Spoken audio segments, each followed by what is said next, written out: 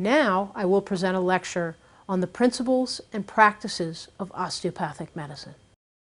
Here is a picture of, again, our founder of osteopathic medicine, Andrew Taylor Still. And I'd like to share a quote with you that he wrote and said, "The object of the physician is to find health. Anyone can find disease." So let's review again the 4 overall osteopathic principles. Number 1, the body is a unit. Number 2, the body has self-healing and self-regulating mechanisms. 3, structure and function are interrelated. 4, rational treatment is based on these principles. The next slide showing the osteopathic manipulative medicine. This is a definition from the osteopathic glossary. So it reads, a system of medical care with a philosophy that combines the needs of the patient with current practice of medicine, surgery, and obstetrics, an emphasis on the interrelationships between structure and function, and an appreciation of the body's ability to heal itself. These cannot be overemphasized. They are the heart and foundation of everything we do, and how you need to start thinking in order to be successful at osteopathic manipulative medicine. Osteopathic manipulative treatment, or OMT, what is its glossary definition? This slide is demonstrating it. It is the therapeutic application of manually guided forces by a physician to improve the physiologic function and or support homeostasis. Now, somatic dysfunction. Somatic dysfunction is a term used in order to define the diagnosis of imbalance. So if the structure is out of balance, the soma, the physical body, has dysfunction. So somatic dysfunction is the term. And again, this is the glossary definition of it. So somatic dysfunction is impaired or altered function of related components of the somatic system, such as skeletal, arthroidial, and myofascial structures, and related vascular, lymphatic, and neural elements. The parameters of somatic dysfunction. The position of a body part as determined by palpation and reference to its adjacent defined structure. What's so nice in the human body is that we usually have 2 of each of the different structures, such as 2 arms, 2 elbows, 2 shoulders, 2 knees, 2 ankles, 2 innominates, for example, in the pelvis. And so we are able to compare one side by palpation and evaluation to the other. The other somatic dysfunction parameters is the direction in which the motion is freer. So we also can ask a patient to move a joint actively, or we can move for them that joint, for example, passively, and we again can compare one side to the other in relation to symmetry and determine the direction in which the motion is freer, or what direction in which the motion is more restricted. There are different types of somatic dysfunction. There is acute somatic dysfunction, which would, when you examine acute somatic dysfunction, you are going to find tenderness, swelling, redness, such as related to inflammation. In chronic somatic dysfunction, your findings and your exam should be feeling and observing more fibrosis, contracture, and the person may complain of tingling and numbness, which would be parasthesias. The other thing that you would find with somatic dysfunction are secondary aspects of it, or compensatory findings, which are happening subsequent. These are subsequent to other etiologies. So that they are compensatory changes away from the primary lesion, which we will be talking about throughout the different courses. Now this slide leads us into a major discussion of osteopathic manipulative medicine and why you would want to use it and how it can be so effective in the overall health of a patient. These are the 5 pathophysiologic models that you always want to keep in your mind as you are working with clients. First of all, the first pathophysiologic model is the biomechanical model. And the biomechanical model is the one we all think of first. It's the most common sense one. A person comes in with back pain, you're going to look at their back in a mechanical perspective, in a biological perspective. You're going to manipulate them in order to help them relieve their pain. It's the one that you all thought of without any major thought process. So the biomechanical model is the common sense, most typical model that we all think of. But if that is the only one you think of, when you talk about how effective or why someone would want to do osteopathic manipulative medicine, then you are limiting your thought processes significantly. There is so much more that is being affected by osteopathic manipulative medicine. So let's look at the next model for an example, the respiratory circulatory model. Andrew Taylor Still was known to have said, "The artery rules supreme." If the artery is restricted and the blood cannot flow into tissue and out of tissue appropriately and optimally, then disease is going to occur. So the respiratory circulatory model is happening all of the time. And if you also think of the immune system and the lymphatics throughout the body, again, that is a circulatory model. And if you also think of the rib cage as well as the diaphragm, and the fact that the diaphragm and respiration is an active process for inhalation and then a passive process for exhalation, you will also realize that if the ribs are restricted or the diaphragm is restricted, a person is not going to be able to breathe or respirate optimally, and disease over time may develop. Let me try and give you a very good example of this from a patient I've seen. I had a patient come to me quite 2-3 years ago now. She actually and her partner had moved to the United States from Canada. In Canada, they owned a farm, and they were castrating a ram one day. And while they were doing this, the ram actually kicked this woman directly in the chest, and she was thrown backwards. She fell to the ground. She had difficulty breathing right afterwards, and so she was taken to an emergency room and evaluated. There were no broken bones. She was evaluated in the emergency room and sent home. And this actually was as much as 5 years before I ever saw her in my office. Again, they lived in Canada at the time.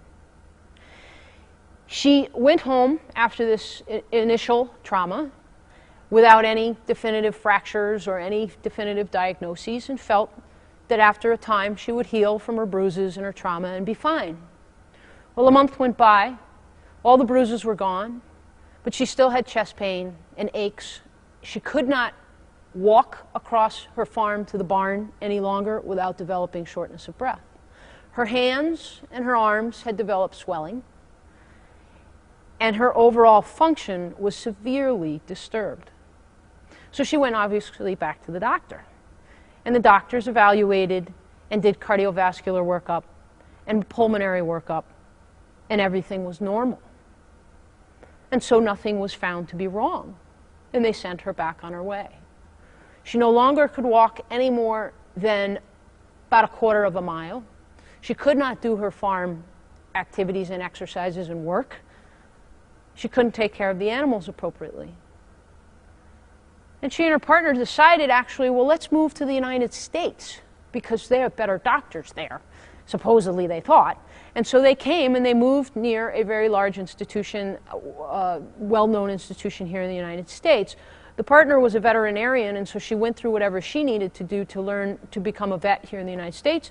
And her partner went off to the doctors here in the United States, and again, a cardiovascular workup, pulmonary workup, all negative. So the patient was put on steroids, particularly again for the complaint of the difficulty breathing and the swelling in her arms and hands. The steroids helped a little bit over the next year, but to not a huge improvement.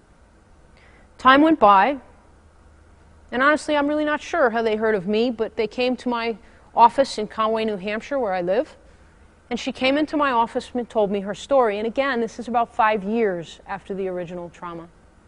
And she described to me the original story, where she was hit in the chest with the hooves of a ram. And my immediate concern was to her rib cage, her diaphragm, and her respiratory abilities as a result of this. I also was very concerned with the swelling in her hands and her arms related to her not only blood flow as well as lymphatic flow through the thoracic outlet and out into the extremities, and also to be able to drain out of the extremities.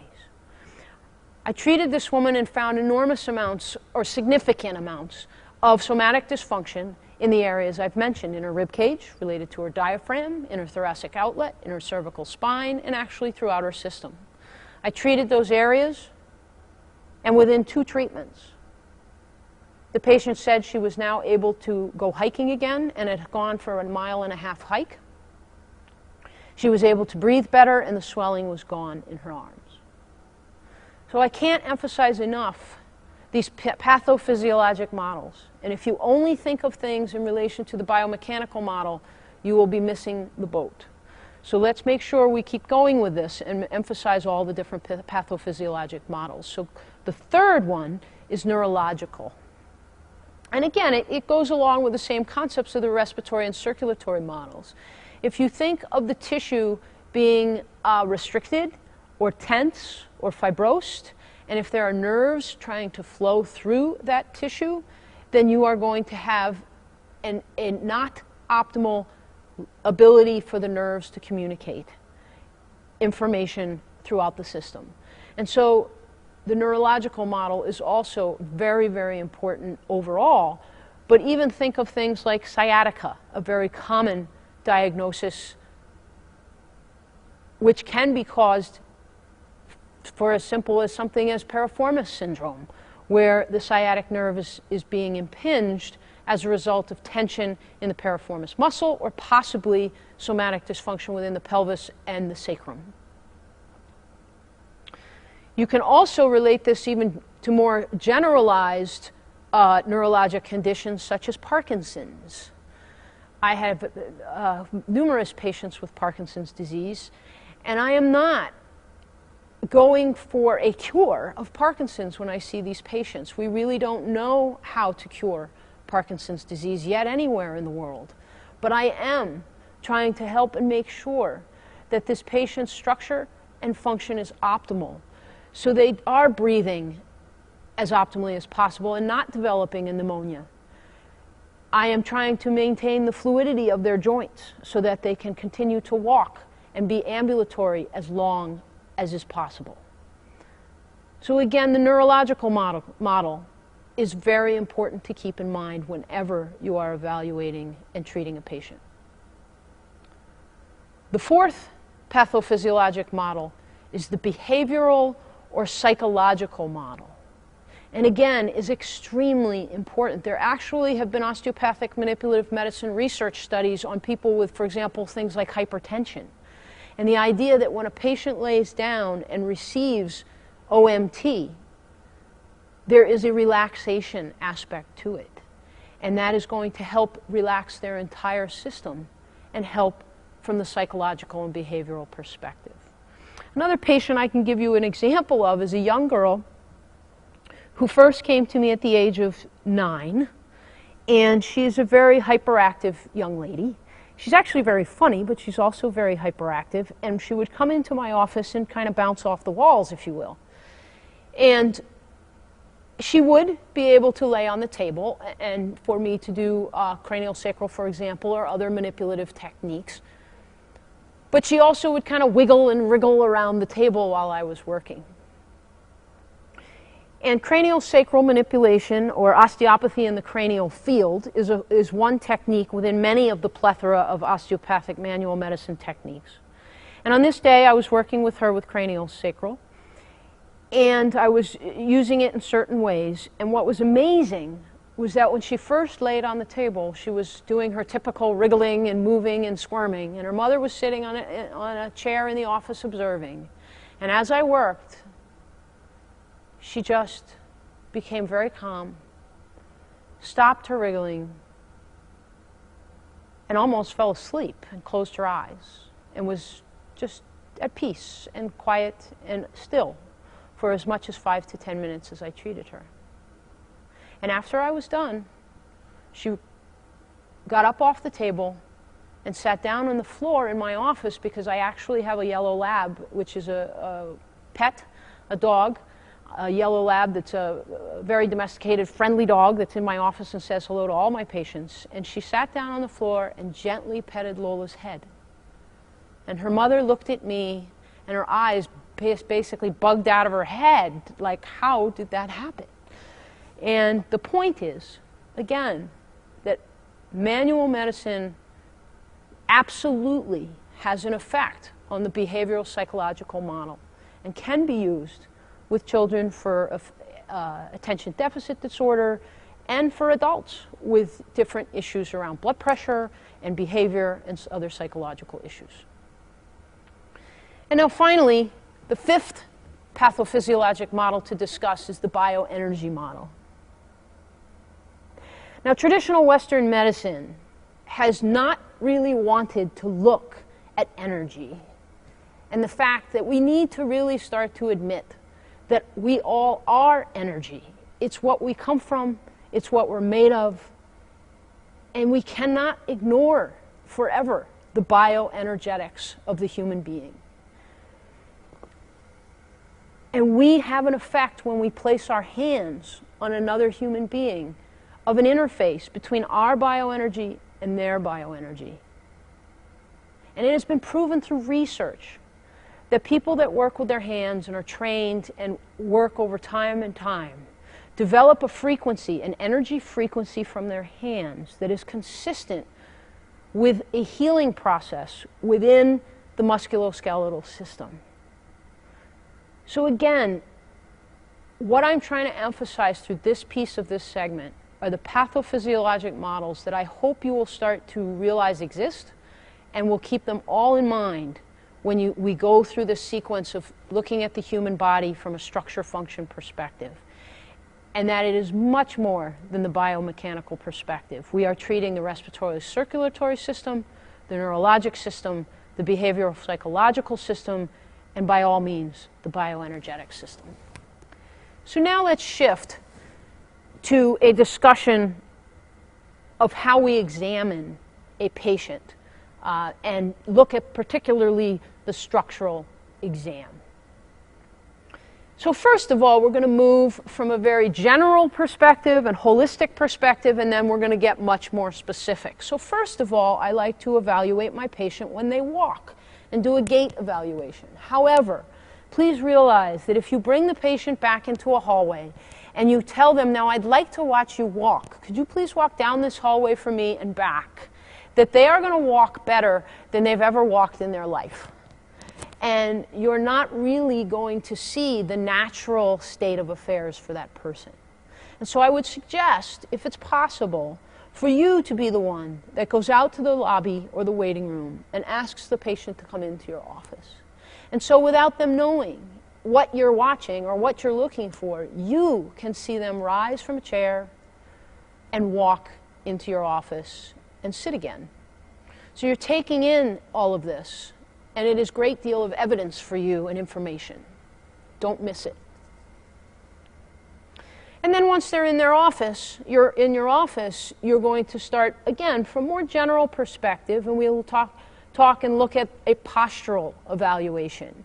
And this may be with someone just standing in front of you and looking at them from the front, and possibly from the side, and possibly from the rear. And secondly, and now moving forward, to the regional exam. And now we may be looking at, for example, the pelvis, or the cervical region, or the thoracolumbar junction, or the ankle. So you notice we get more specific into a regional exam. And then now we can look, once you've determined a region you're going to examine and try and determine if there is somatic dysfunction, you're going to be more focused and do a segmental exam, which may look at the talus and its relationship to the navicular bone, or the talus to the cuboid, or something of that effect. Or you're going to look at one vertebrae in relation to the vertebrae below it. So it's going to be a very segmental exam. Next, you may do different types of palpation. The last two here, you can do static palpation, where the patient is not moving at all, or you can do dynamic palpation, where you ask the patient to move, or you move the joint passively and you're feeling what's happening during that motion. So there are many aspects and different types of evaluation involved in the structural exam. And as we go through the different segments and the different regions of the body throughout the whole course, you will understand more and more how this comes to play. So why would you consider using OMT, or osteopathic manipulative treatment? Well, again, the most commonsensical answer you would give me is musculoskeletal pain. Someone's back hurts or their knee hurts, and so they come for OMT. Another reason would be decrease the impact of structural dysfunction on the body systems. For example, if a patient has scoliosis, if you do manual medicine and you can optimize the fluidity of their spine and possibly decrease the angle of that scoliosis and avoid the fibrosis that's going to develop, then again you're going to go back to the other pathophysiologic models and body systems such as the respiratory system, the circulatory system, and the lymphatic system. Another reason to use OMT would be to improve the respiratory mechanics or improve venous and lymphatic drainage. Another would be to support homeostasis, and finally, of course, to optimize function. Now let's start talking about the general terms that we all need to understand in order to start talking about different techniques that we might use. First, let's differentiate between active techniques and passive techniques. An active technique is going to ask a patient to voluntarily perform a physician-directed motion. So, for example, I may ask a patient to rotate their cervical spine from right to left and ask them to do that actively while I am treating something. So that would be an active technique. Another example would be a technique we'll be going over later called muscle energy, where I ask a patient to engage and contract some muscles in order to help do the treatment technique. So these are active techniques. You are asking the patient to be involved in the treatment and voluntarily perform an activity. Let's compare that now to a passive technique. With passive techniques, patients are going to refrain from voluntary muscle contraction. You do not want the patient to help you at all. And many times you need to say that to the patient. Please do not try and help me. Please stay as passive and relaxed as you possibly can. So you'll notice there is a big difference here. Active techniques, we are asking the patient to be active and help us. In a passive technique, we are asking the patient to be passive and to refrain from any type of assistance. Next, we need to understand the difference between direct techniques and indirect techniques. And this comes into play when we talk about the restrictive barrier. Direct techniques engage a restrictive barrier and then carries dysfunctional components into the restrictive barrier. So when you ask someone to move their arm, or if you try and move a joint passively and it won't have the same range of motion as, let's say, the opposite side, there is a barrier there. There's a restrictive barrier. And at that simple perspective, a direct technique is going to take the tissue into the restrictive barrier, towards it, and possibly through it. And an indirect technique now is going to do the opposite. Indirect techniques are going to disengage the restrictive barrier and move the dysfunctional component away from the restrictive barrier until the tissue tension is equal in all planes. So now let's look at an image that tries to help us understand these concepts. And you're going to see this bar graph, if you will, numerous times throughout the rest of the different techniques we'll be demonstrating and throughout the rest of this introduction. So first of all, this slide you see now is the direct approach to treatment. And you will see this bar graph that you'll notice right in the middle of it is a line running from top to bottom, and the word neutral runs right through it. So that is a joint, let's say, in complete neutral. As you move to the right of the bar graph, or the left for that matter, and you put a joint through its full range of motion, at either end of range of motion, you are going to come to the anatomic barrier, or the end point of passive range of motion, meaning if you, the practitioner, take that person's limb, for example, and take it all the way into abduction, you are going to find that there is a point where you cannot push or move that joint any further, that arm up into abduction or that shoulder into abduction any further. And be very, very careful, because if you push too hard at the anatomic barrier, you are going to injure a patient. So please don't do that. You don't want to injure folks. So take it to the end point of passive range of motion, as this bar graph shows, is the anatomic barrier or the limit of passive range of motion. Before that, in a joint's range of motion, is called the physiologic barrier. And now if you ask a patient to just stand up and raise their arms into abduction, then they will come to an endpoint called the physiologic barrier, or a limit of the active range of motion. And you will notice on each ends of the bar graph, you will see the lines that designate the physiologic barrier and the limit of active range of motion.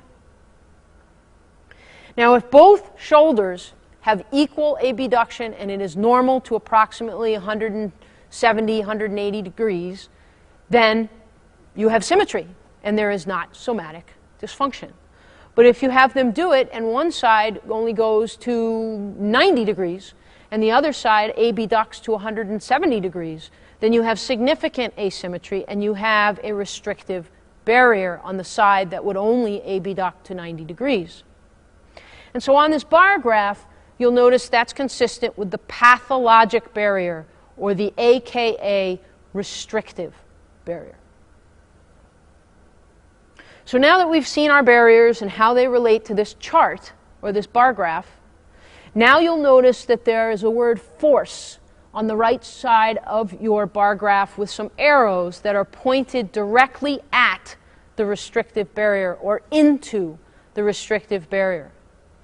This is a demonstration or a graph trying to illustrate the concept behind the direct approach to treatment.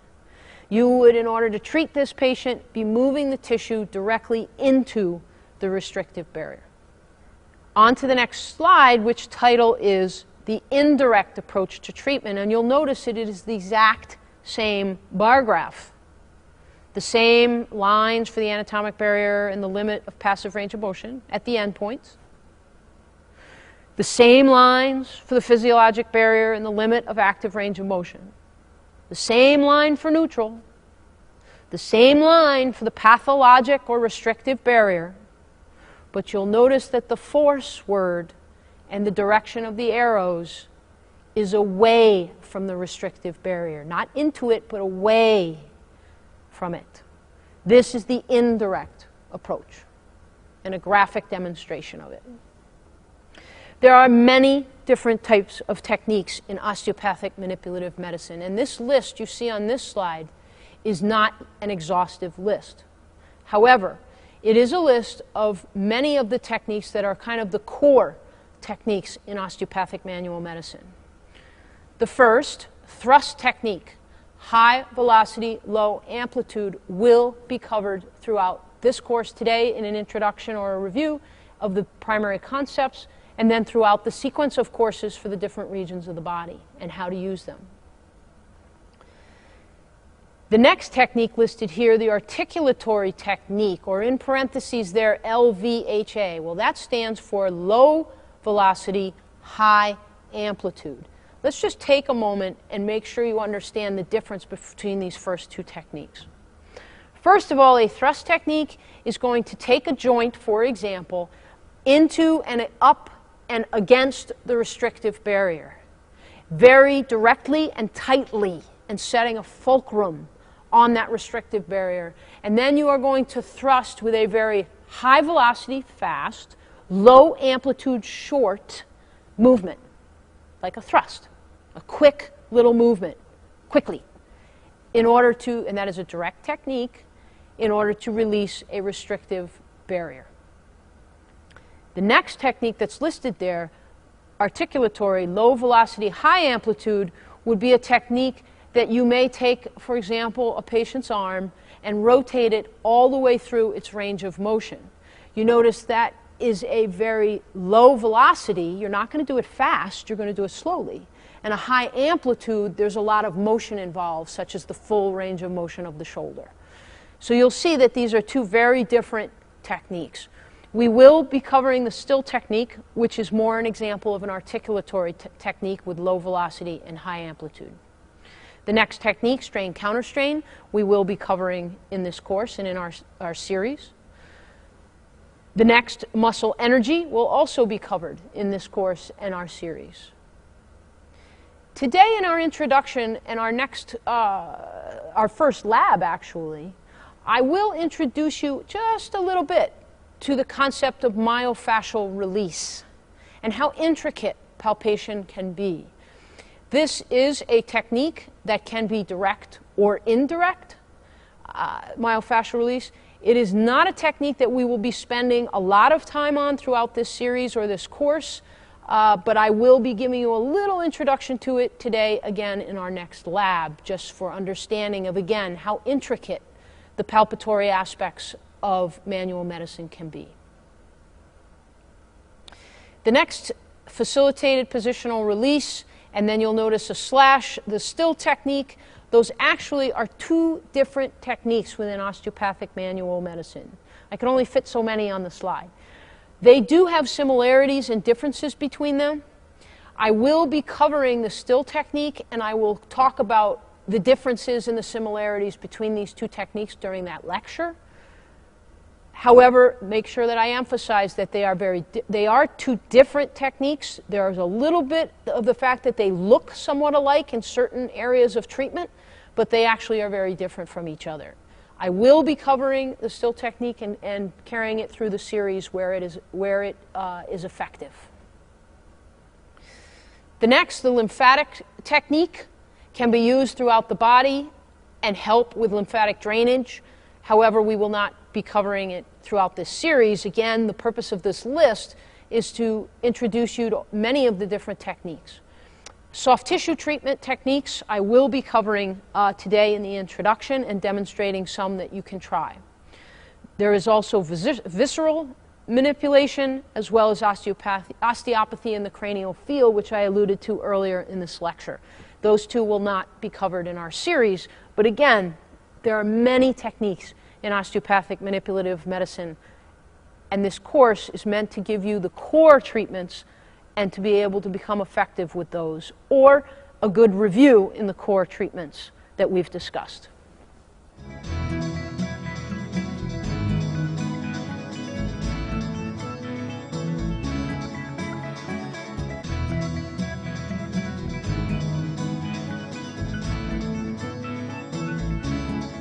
To learn more about how to continue taking these courses, please go to my website, www.tmurraywellnesscenter.net.